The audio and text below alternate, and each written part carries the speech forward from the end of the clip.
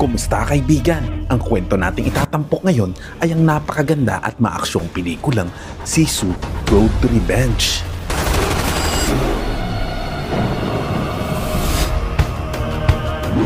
Nagsimula ang eksena 2 taon matapos ang unang pelikula. Kung hindi mo pa napapanood yung part 1, ilalagay ko sa comment section yung link. Namatay ang pamilya ni Corpy sa lugar ng Corellia na orihinal na pagmamay-ari ng Finland. Naganap ito pagkatapos ng ikalawang digmaang pandaigdig.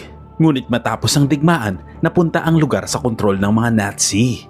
Nang mga panahong iyon, naging mayaman si Corpy dahil sa lahat ng ginto na kanyang natagpuan. Kaya iniwan niya ang kanyang bansa at nagtungo sa lungsod ng Corellia gamit ang kanyang truck. Doon, natagpuan niya ang dati nilang tahanan na nakatayo pa rin eksaktong-eksakto kung paano ito naiwan pagkatapos ng digmaan. Sa loob, nakita ni Corpy ang litrato ng kanyang pamilya, ang kanyang asawa at ang 2 anak na lalaki.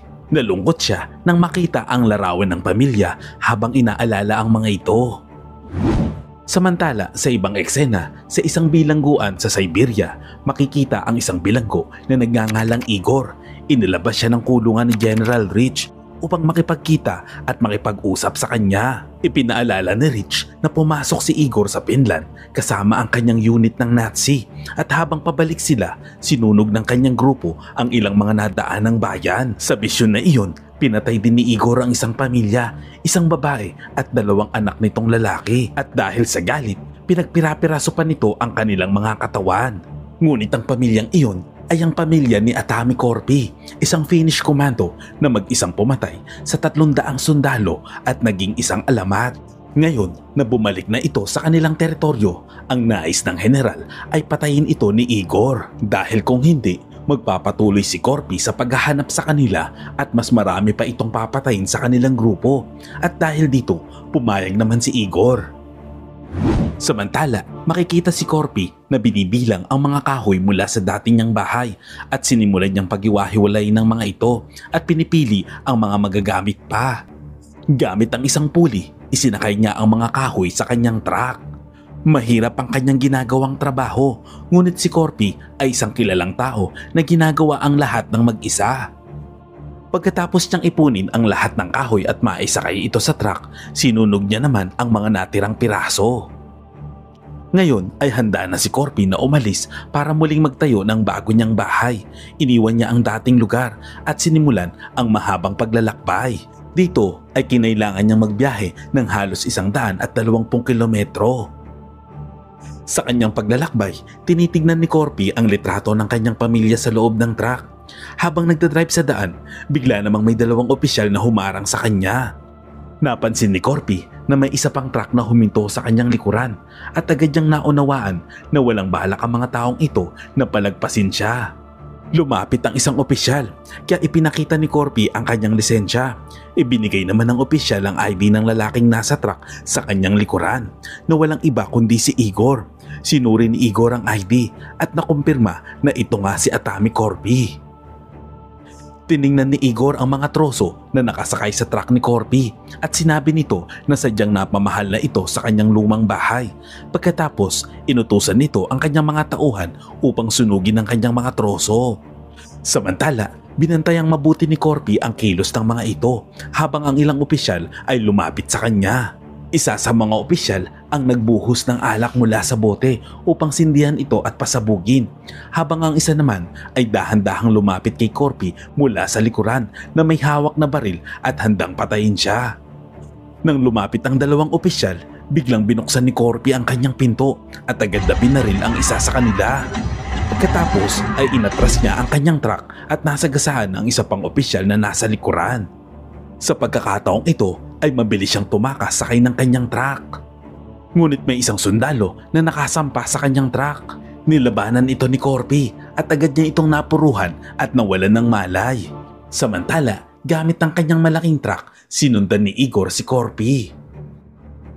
Napansin ni Corpy na may baril ang sundalong nasa loob ng kanyang truck, ngunit wala itong bala. Kaya nang magising ang sundalo, inutusan siya ni Corpy na kargahan ng bala ang kanyang baril. Pagkatapos, kinuha ni Corpy ang baril mula sa kanya at nagpatuloy ang mabilis na pagtakbo ng truck habang sinusundan sila ng convoy ni Igor. Huminto si Corpy sa isang lugar, binuksan ng truck at nagtangkang tumakbo ang sundalo. Binaril naman ito ng mga tauhan ni Igor. Ilang sandali pa, lumabas si Corpy at sinumulang patayin isa-isa ang lahat ng mga sundalo. Matapos maubos ang mga tauhan, itinapat niya ang baril kay Igor. Inutusan naman ni Igor ang isa sa kanyang mga tao na abutan siya ng baril, ngunit agad naman itong pinatay ni Corpy. Dahil walang arma si Igor, hindi niya ito pinatay. Sa halip, sinira lamang niya ang gulong ng kanyang sasakyan. Sa puntong iyon, walang ideya si Corpy na si Igor ang pumatay sa kanyang pamilya. Sa sandaling iyon, nagpatuloy si Corpy sa pagmamaneho palayo. Galit na galit naman si Igor, kaya kinuha niya ang radyo at tinawag ang grupo ng mga biker. Inutusan niya ang mga ito na habulin si Corpy. Pagkatapos maayos ang kanyang gulong, mabilis ding umalis si Igor. Binago ni Corpy ang kanyang ruta upang lituhin ang mga humahabol sa kanya, pero agad itong nahulaan ni Igor. Di nagtagal, nakalapit ang mga ito sa truck ni Corpy. Binaril sila ni Corpy, ngunit naprotektahan sila ng kanilang mga metal na helmet. Isa sa mga biker ang bumaril sa kanya, kaya tumagalid ang truck at sumadsad sa mga damuhan. Nasugatan si Corpy, ngunit nagawa pa rin niyang maibalik ang truck sa daan. Patuloy namang humahabol ang mga biker. Napansin naman ni Corpy ang isa sa kanila na umaakyat sa ibabaw ng kanyang truck. Iniliko naman ni Corpy ang truck at humagis ito pababa. Eksaktong paparating naman ang sasakyan ni Igor, kaya't ito ay nasagasaan. Pagkatapos ay nagpatuloy naman sa pagmamaneho si Corpy. Makikita naman ang isa pang sundalo ang umakyat sa bubong ng truck. Sinubukan naman ni Corpy na ilaglag ito, pero nagawa ng sundalo na maibidin si Corpy palabas ng truck. Isa sa mga biker ang tinutukan siya ng shotgun, ngunit nagdulot ng aksidente ang truck na agad na pumatay sa sundalo. Sa kanya hinablot ang isa pang sundalo at inihagis ito palayo. Iniliko naman ni Corpy ang sasakyan at napatay ang biker na nakabitin sa labas. Sa mga oras na yun, ang lahat ng biker na humahabol sa kanya ay nagawa niyang mapatay. Dahil sa matinding galit, iniutos ni Igor na pasabugin ang sasakyan ni Corpy na nagpasiklab sa mga trosong karga nito. Tumugon si Corpy sa pamamagitan ng pagtali ng dinamita sa katawan ng sundalong naipit sa kanyang truck. Inihagis niya ang bangkay nito sa sasakyan ni Igor. Tumalon si Igor bago pa man sumabog ang katawan ng sundalo at tuluyang masira ang kanyang sasakyan. Pagkatapos ay nagmaneho si Corpy papasok sa kagubatan at ginamit ang mga dahon upang patayin ang apoy sa mga nasusunog na troso. Dahil hindi pa rin mapigil ang galit ni Igor, iniutos niya na ipadala ang pinakamalakas niyang mga armas para habulin si Corpy. Samantala, huminto naman si Corpy upang suriin ang mga troso sa kanyang truck. May ilan sa mga ito ang bahagyang nasunog. Pinakain niya rin ang kanyang aso. Pagkatapos ay nagpahinga muna siya sandali. Pagkatapos ay naglagay siya ng tubig sa kanyang cooler dahil alam niyang mahaba pa ang biyahe niya. Doon niya napansin na tinamaan pala siya ng bala at ang metal na piraso ay tumagos hanggang sa dulo ng kanyang pisngi. Ngunit kaya pa rin niyang kumilos ng maayos. Teka kaibigan, bago natin ipagpatuloy ay maaari ba akong makahingi ng like? Simpleng bagay lang yan pero napakalaking tulong sa akin yan. At kung hindi ka pa nakasubscribe sa aking channel ay pasubscribe naman po. Maraming salamat. Ilang sandali pa, nakita ni Corpy ang mga eroplanong lumilipad sa himpapawid. Ang mga eroplanong ipinadala ni Igor para habulin siya.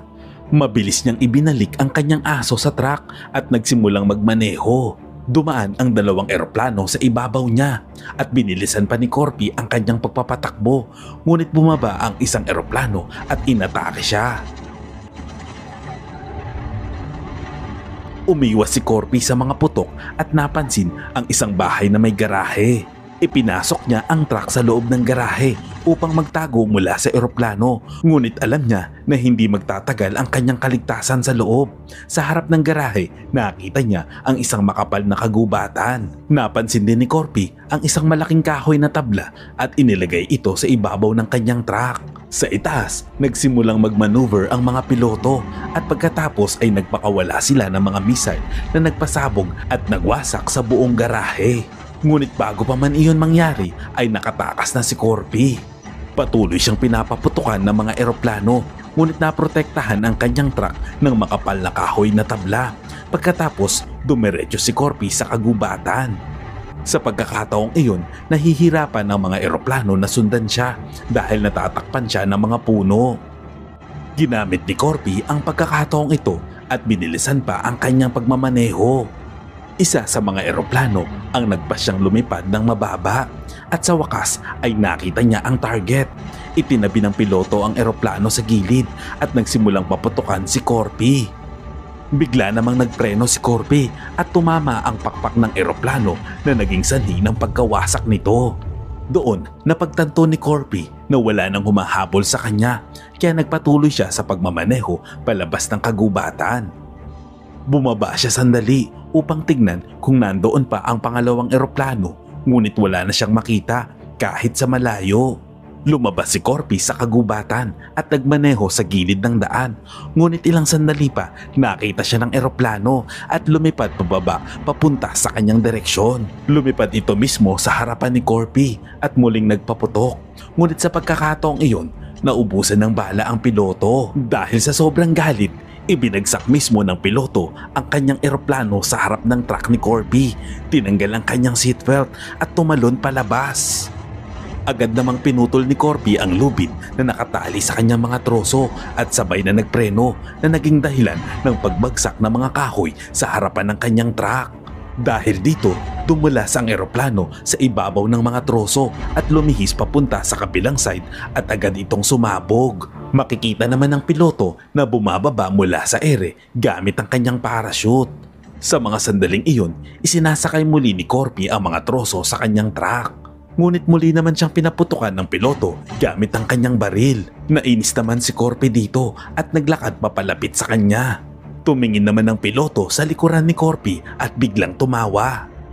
Paglingon ni Corpy, nakita niya ang isang napakalaking bomber plane na papalapit sa kanya.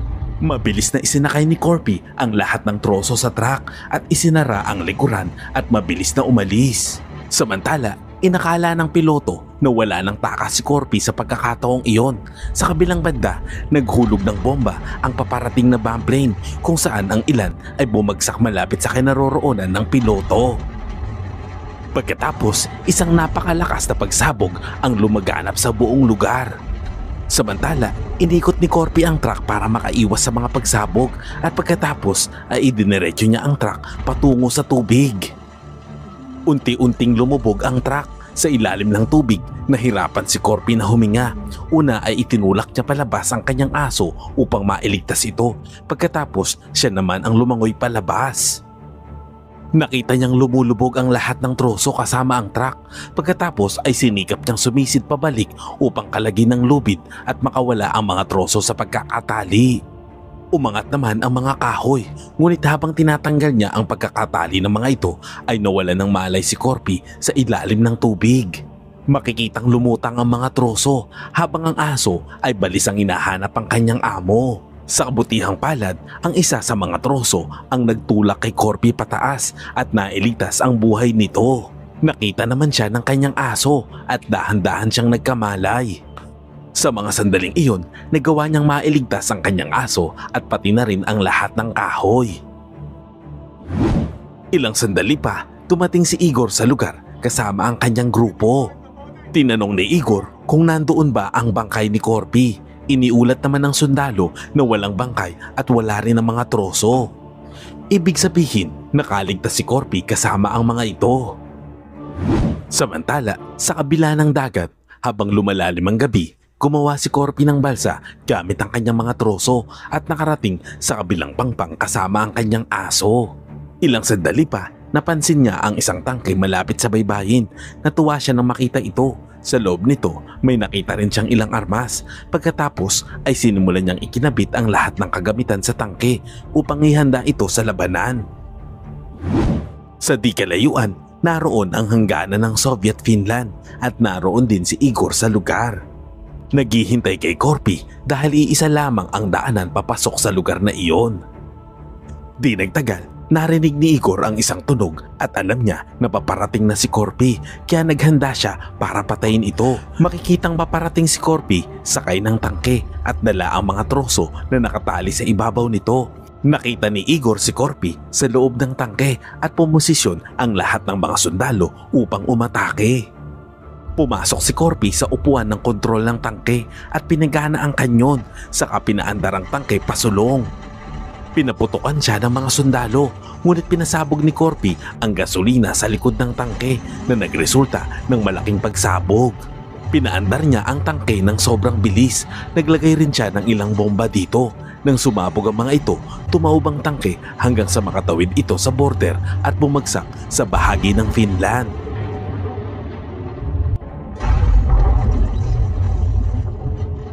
Ngunit bago pa makausad si Corpy, nadiskaril ang mga gulong ng tangke. Natrap siya sa loob nito na ikinatuwa ni Igor. Dahil sa pagod at lubhang nasugatan, kinuha ni Corpy ang isang kutsilyo. Pagkatapos, inilabas niya ang kanyang aso mula sa tangke. Ligtas na nakatawid ang aso sa border at pumasok sa Finland. Bumagsak naman si Corpy palabas ng tangke at doon nakuha siya ni Igor. Halos patayin siya nito, ngunit dumating si General Rich kasama ang kanyang mga tauhan. Kailangan nila ng buhay si Corpy, kaya hinila ni Igor si Corpy at iniabot kay Rich. Pagkatapos, sinabi nito na welcome home at sinipa si Corpy hanggang sa mawala ng malay. Pagsapit ng gabi, isinakay nila si Corpy sa isang tren pabalik sa Russia.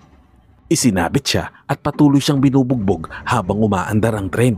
Nawalan si Corpy ng napakaraming dugo dahil sa pagpapahirap.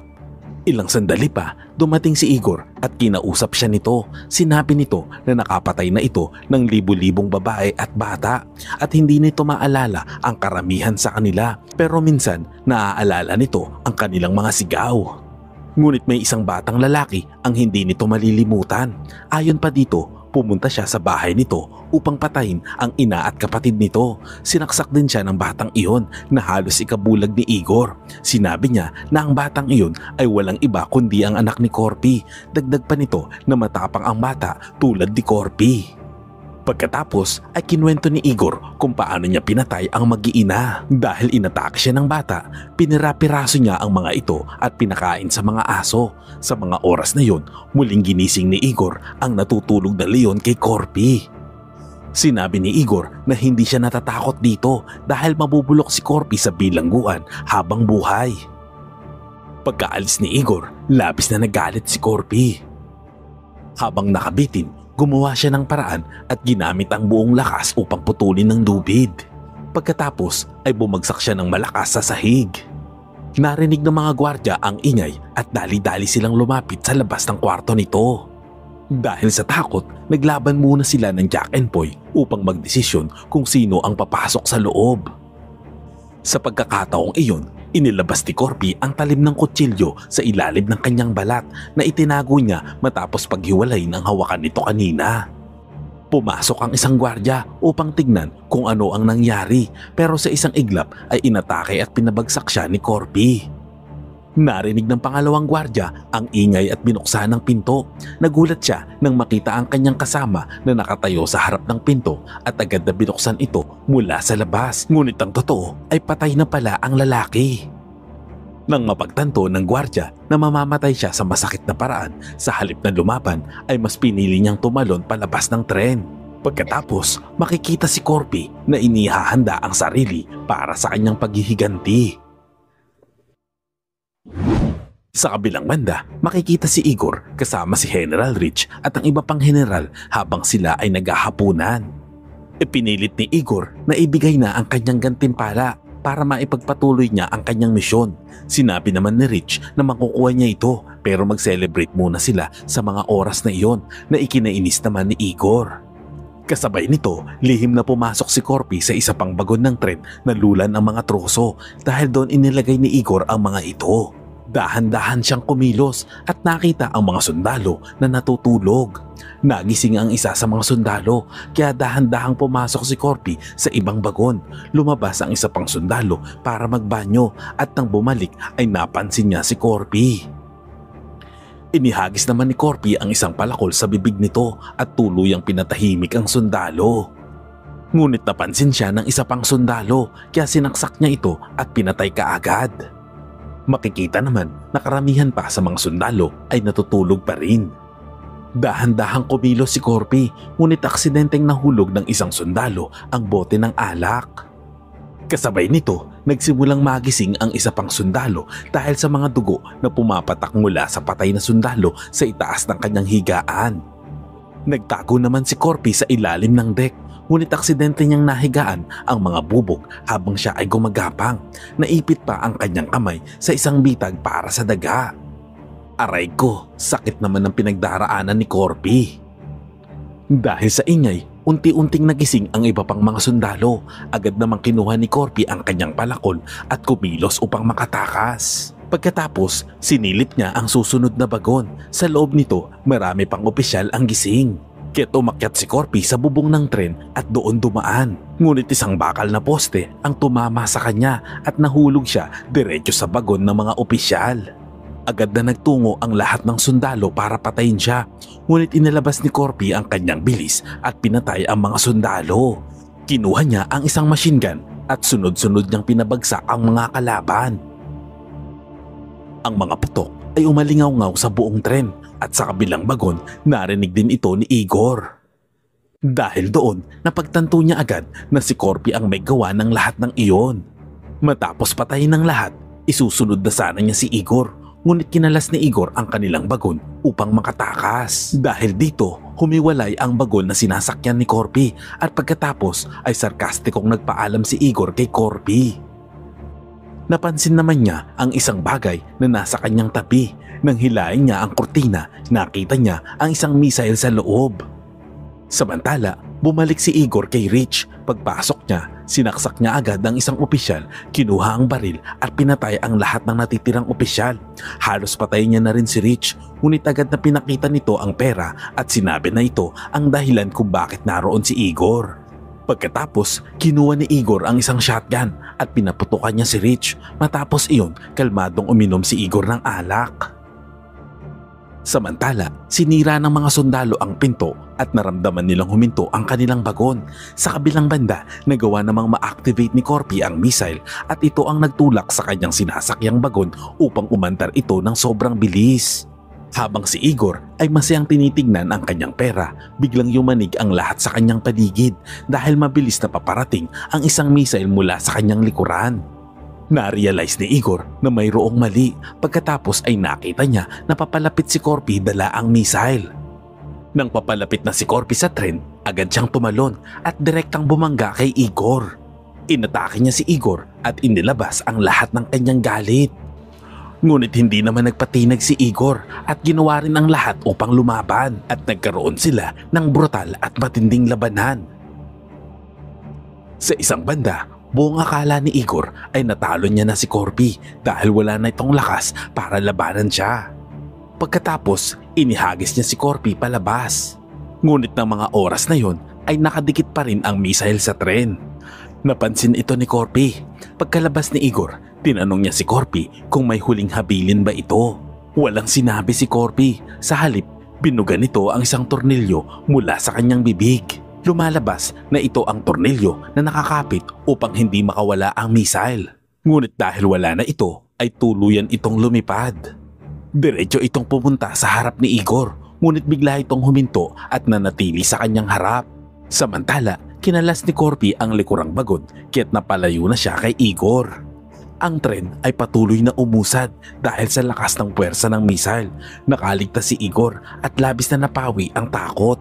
Ngunit bigla namang nag-restart ang missile at tumama ito sa kanyang bibig. Sa mga oras na yun, lumikha ito ng napakalaking pagsabog. Pinanood ni Corpy ang pagsabog mula sa malayo, kontento habang brutal na namatay si Igor. 2 araw ang lumipas. Sa istasyon ng tren malapit sa border ng Finland, makikitang nakaupo ang 2 gwardya nang marinig nila ang isang tunog.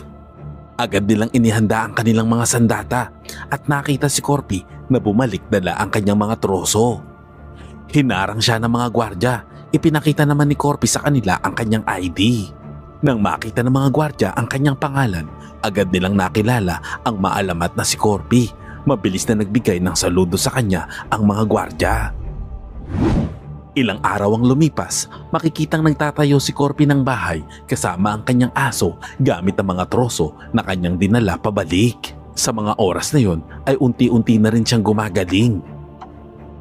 Ilang sandali pa, nagsimulang tumahol ang kanyang aso. Nakita niya ang papalapit na mga kalalakihan na nakatira sa paligid ng kanyang bahay. Naghanda naman si Corpy na makipaglaban, ngunit biglang sinabi ng isang lalaki na kailangan niya ng tulong. Kaya pumunta sila para tulungan siya sa kanyang trabaho.